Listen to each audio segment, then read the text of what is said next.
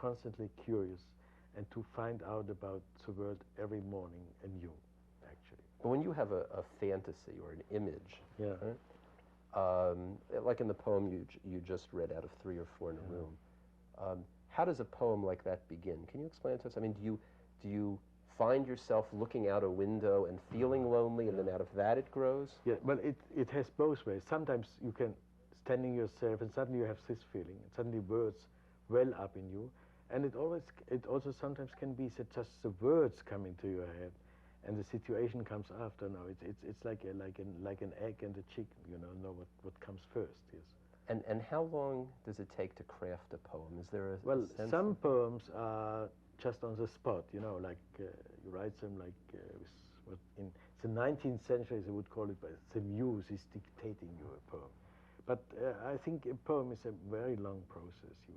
You get inspired, and then you forget about it, and then you just remember a few images and a few words, and then suddenly after 1, 2, 3 years, suddenly something brings you back a certain memory, and suddenly it's a poem. So you're always going back to your yes, poems and embellishing them? It's a very long, organic process, and a very nice process. Is it a lonely process? Oh yes, the writing of poetry? Yes, but lonely in a happy way, not in a sad way, because it's really poetry is the inner voice. That's why I think poetry is so much in need in our days, where we have so much abuse of language in mass communication. So poetry is a real soul language. Do you think that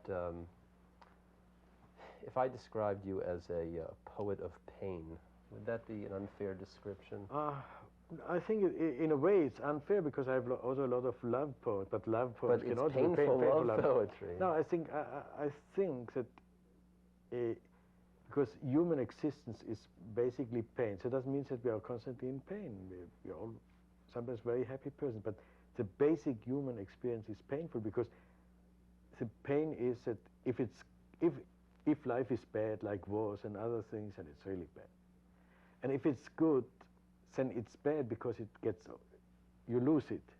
So it's actually, but by speaking about the thing, about your pain, speaking about the beautiful things you are going to lose, because no one lives forever, and about the beautiful things you have lost, you praise them. So in a way, every lament and every description of pain becomes a poem of praise and happiness. In a number of your poems, you know, it's almost like you're saying Kaddish over periods of your life or incidents of your life. You're letting go.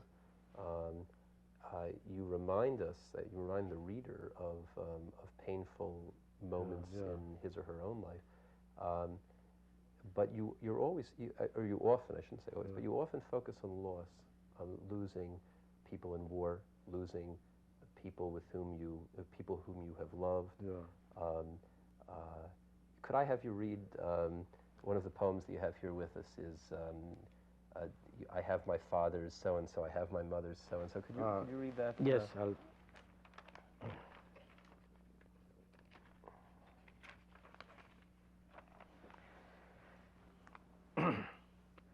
I am sitting here now with my father's eyes and with my mother's graying hair on my head, in a house that belonged to an Arab who bought it from an Englishman, who took it from a German, who hewed it from the stones of Jerusalem, my city.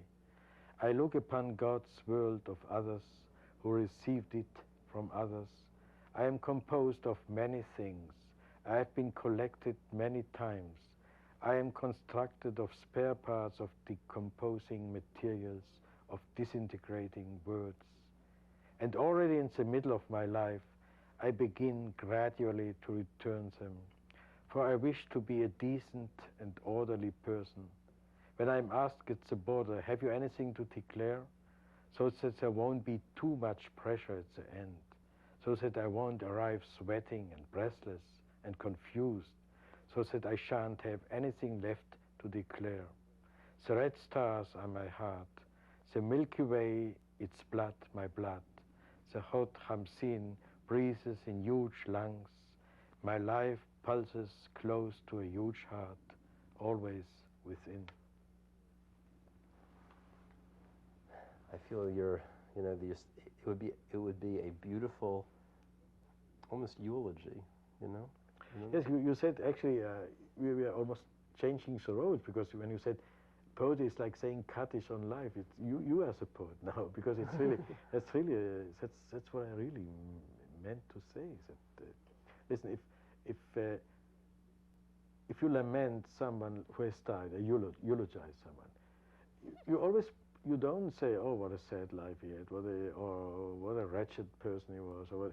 You always say, beautifully life with his children, and he had so and so and so on, because you want to remember, even of my war years, let me tell you, I've been to 5 wars in my life, many years, and even then I haven't forgotten the bad moments of battle, but I remember landscapes and things of that, because human nature wants to take away bad memories, but they come back. So in a way, speaking even about bad things, you speak about the good things. Listen, in the Jewish religion, you have people are constantly longing for the past times. Kadeshia Menuka Kedem, yes, renew our days, like sense. And by describing the temple, for instance, that was burned over 2,000 years ago, they describe all the beauty of it. So by describing him, you describe him very beautiful. Well, it takes a very mature understanding of life, though, I think, to write this kind of poetry, because it isn't, you don't expect your life to be simple and easy, and you know, the center of your life doesn't sound like it's self-actualization or self-fulfillment, or, you know, many of sort of the more faddish American strivings. It sounds like that for you to understand your life and to have some beauty and love and warmth is enough. Would that? Yes, exactly. I think it's, well, maybe it's, because I meet quite a lot of my American colleagues, poets, who teach with me at NYU or others. So I always tell them Israel is actually almost an ideal country to write poetry, because so many things are happening. It's everything compressed, and every problem is right existential, right down to the soul. Do you feel a need to be a national poet in a way, that is to express the Israeli yearning? No. If I would feel the need, I wouldn't be, you know, because you have to write about your own self, and then sometimes you can express people of your own generation, and in a more, I would say, meticulous ways than other people would do. But I wouldn't say this. The whole national poetry, it's a 19th century fad. Would you call yourself political? I don't mean in a partisan sense. Oh, yes, no, yes. But certainly there's a really important political message about war and peace that runs through your poetry. Certainly. And I think that in Israel you cannot be a non-political poet, because writing even a love poem is a political act. And I think poetry is involved. In the United States, I know a lot of poets are just looking out to be involved, because it's a matter of their choice. For instance, a very fine young American poet who also taught with me last semester at NYU, Caroline Forche, and she wrote a very, very good book of poems about Nicaragua and El Salvador. You know, very much involved, but she had to go outside of America to be involved in something. Yes, in Israel we don't have to. It's right there, right on our threshold. Yes. Let me ask you this: could you read "God Has Pity on School Children"? God has pity on kindergarten children. He has less pity on school children, and on grown-ups he has no pity at all. He leaves them alone, and sometimes they must crawl on all fours in the burning sand to reach the dressing station, covered with blood. But perhaps he will watch over true lovers and have mercy on them and shelter them like a tree over the old man sleeping on a public bench.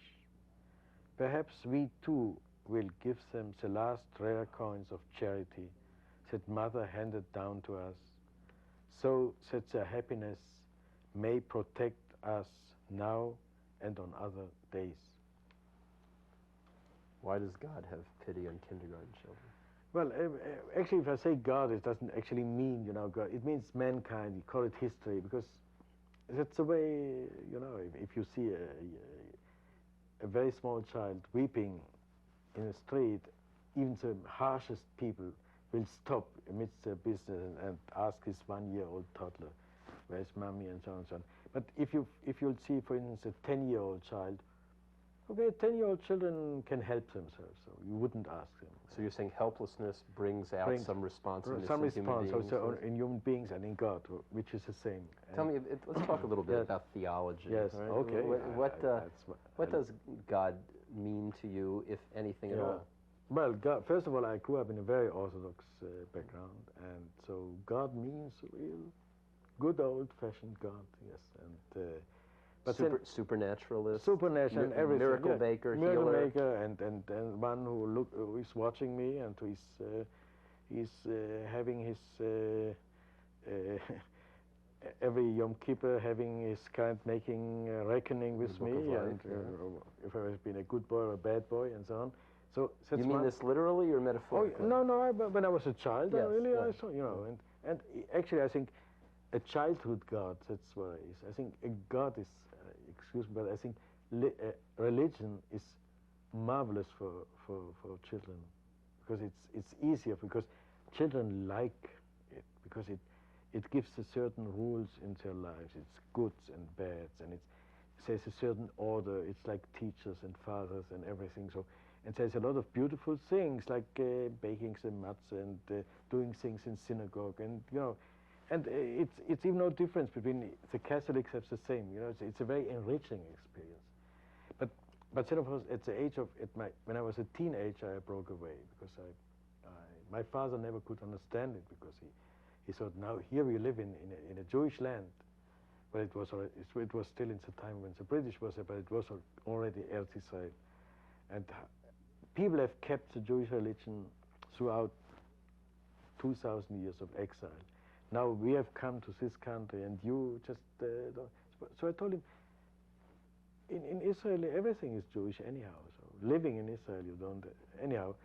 It was a lot of conflict with my father, but because we loved each other very much, so we had a kind of relationship which kept on going. Although he was really in very much pain when I. Do you have any strong feelings for religion today? That is, you talk about it good for children. Yes, is yes. it good for adults too? Yeah. Yes, well, because I have children myself. I have 3, and I found it very hard to give them the same thing. Because my father gave it to me because that was the only thing he knew about. He didn't think because it's good for children, because that's the way he grew up, and that's the way he thought would be good for his children. It's difficult to be liberal and religious in Israel, because the choice is to be dati or lo dati, to be religious, observant, or non-religious, non-observant. Someone who really wants to hold on to the essence of religion in a liberal framework finds it difficult. It's very difficult, but on the other hand, of course, because outside of Israel, in order to be Jewish, you have to be belonging to some religious framework. Whereas in Israel, you are naturally, that's one of the great achievements of Zionism, that you don't have to practice Judaism to be Jewish. Yes. Okay. So people here, though, in America, a lot of American Jews don't believe in God, or if they do believe in God, they believe in God in a very liberal way. They don't go to synagogue primarily for God. They go to synagogue primarily to be with other Jews, which is something, as you say, you can have in Israel without synagogues. But they also go, I think, to find some touchstone of ethics and values. Yeah. Where do you find that in Israel? Well, because in Israel, Jews have reached full mature responsibility. So ethics is in politics.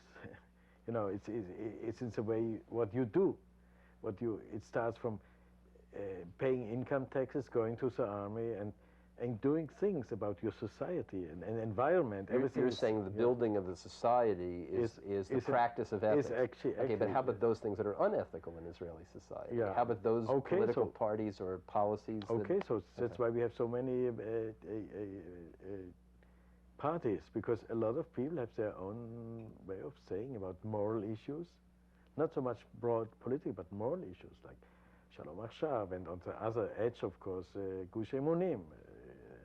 Okay, but let me, in America, for instance, if people want to go to a place to study ethical values. Yeah. Right? One place to go is to study it in a synagogue. That is to Yeah. study it in the abstract and with classical texts, Yeah. Mishnah Torah, Shulchan Aruch, and to focus on principles of ethics. Yeah. Right? That's that's where Christians find it in churches, Yeah. and Jews find Yeah. it in synagogues. Where do Israelis seriously consider ethical issues? That's what I'm asking. Yeah. How do they study ethics if they're not in synagogues, if they're not attached to religion? Well, because as we said before, because in Israel, Orthodoxy, because there's only Orthodoxy and non-Orthodoxy, have totally given up dealing with human values. So that's one of the problems. So a lot of good people go, either, let's say, you have people going to kibbutzim, which is an ethical, practical ethical, because it's not studying. It means the more you want to study, the more you want to be ethical, you want to behave like it, you want to influence others by it. So it becomes, again, a political, but not in the narrow sense of it, but in the deepest ethical sense, because politics at its very beginning has to do with ethics. And how about a city dweller, not a kibbutznik, Yes, but how does a city dweller learn to share, to practice gemilut chasadim, acts of righteousness? How does a city dweller learn that? People do it or don't, you know. But so it's not an open. You get it in schools, you get it in other places, but it's not an official framework. Do you feel the need, as somebody who, you reflect very much on ethical issues inherent in your poetry? Do you feel the need for some kind of school, classes, workshops, something to bring ethics into the center of daily life? There's a lot, because so many people think that ethics, schmetics, this kind, and actually there is a need for it, because the moment you say ethics is either you do practical things and you do, so if you are so ethical, if you want to share, become a communist, so, because they say to share everything, but then you're in trouble. Of course, they're unethical communists. Of course, then you are in trouble again. So it means, but even kibbutzim is not the total paradise. I guess what I'm asking is, where is the spirit nurtured in Israel? There is none, because it's still, the country has so much to do with survival. Yeah. In your poetry, you talk about love, you talk about separation, loss, war and peace. What are some other issues addressed by modern Israeli poetry? For instance, nature themes, are they addressed? Oh yes, all of them. I have a lot of poems, but we don't write nature poems. I think modern poetry doesn't write nature poems. Nature is part of everything. So if you write a love poem and it's set near the Dead Sea, then the Dead Sea is part of it. So it's not. But are there odes to nature? I guess. Oh no. Because that was part again of the classical Zionist poetry. Yes. Okay, that's over, because because it's right over there. Are there any romanticists left in Israeli poetry? Oh yes, everything is romantic. Romantic has nothing to do with it. Romantic means if you dream about something which is better. About romanticism means to be either longing back nostalgically or thinking about that the future is better. That's romantic. Do you find that there are poets who focus on a utopian vision, a kind of Mashiach sight in a secular I don't sense? think. And if there are a few, but it's just very bad poetry. Yes. Is Zionism in poetry boring? No. No one writes any more Zionist. So is that boring poetry? I mean, would yes, the Israeli public reject it's very boring, because no one in Israel is a Zionist. If you live there, you are not a Zionist. It's like if you're, let's say, if you're in love. Okay, you get engaged to a girl, right? Then you are writing love poems constantly. But the moment you marry her, you don't write, you don't give engagement presents anymore. Then real grown-up life starts, and a lot of people shrink back from married life with all its responsibilities because they want to keep love, a very lofty things. And in Israel, life, we are married to real life. Do you get impatient sometimes with American Jewish poets who sing odes to no, Zion? No, I can understand that, because they have the right to be Zionists. So it's appropriate for those living here to write those odes. Certainly, but those living there should go on with life. Yes, they should be, yes, because it's, once you live in Israel, you're an Israeli, you're not a Zionist. Yes. Yeah. Who are your models in poetry, either Jewish, non-Jewish? Oh, yes, well, my greatest influence, and I would say rather than models, is my Orthodox background, like prayers and Jewish minhagim, Jewish customs, and the Bible, and but then the Middle Age, the medieval poets, like Shmuel Hanagid and Yehuda Levi, they are my great models. In more modern times, when I started writing poetry, I read a lot of modern, especially English poetry. So I would say that on my earlier poetry, I had quite an influence by W.H. Auden mainly, and a little bit of T.S. Eliot. Who are the up-and-coming Israeli poets today? Well, there are quite a few. I wouldn't. Someone called Aaron Shabtai, and someone called Harold Schimmel, who is an ex-American, by the way, who came to Israel as a grown-up person, and he had written poetry in English, and he came to Israel, and now he's one of the most original Hebrew poets. There are quite a few Israeli poets who were born in Europe. Yes. The ability to write poetry in your native language is incredible, but to write it in a new language you have to learn is beyond that, isn't it? Yes, but it was mainly a question of, at first, for a lot of these poets who came to Israel as grown-up people, it was an act of Zionism, actually, to write in another language. Bialik in his childhood, never spoke Hebrew. He grew up on Yiddish mostly. And so writing Hebrew became a kind of act. Maybe that's part of the religion of Israel. Of Israel, and yes, but it is also part of that some of these poets are quite boring to the new generation because they feel it's not natural. Well, you're certainly not boring to any generation. I want to thank you, Yehuda Amichai, for being here with us. And I'd like to close with your reading the poem Before. Okay. Before the gate is closed, before all is said, before I become someone else, before wise blood congeals, before the things are locked in the closet, before the cement hardens, before all the flute case stick, before the rules are explained, before the dishes are broken, before the law is in force, before God closes his hand, before we depart.